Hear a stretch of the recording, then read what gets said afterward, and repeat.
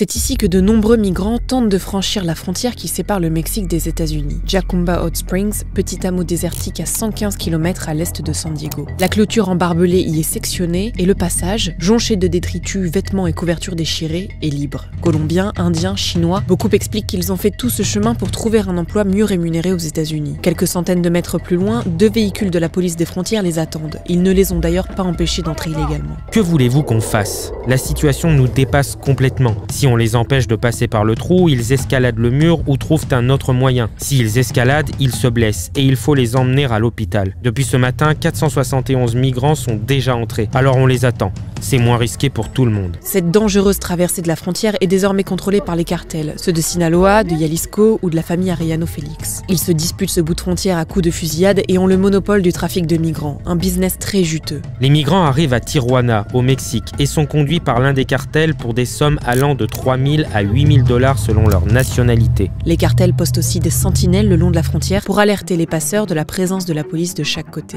Il fut un temps où les migrants fuyaient pour éviter les agents de police qui les pourchassaient à leur tour.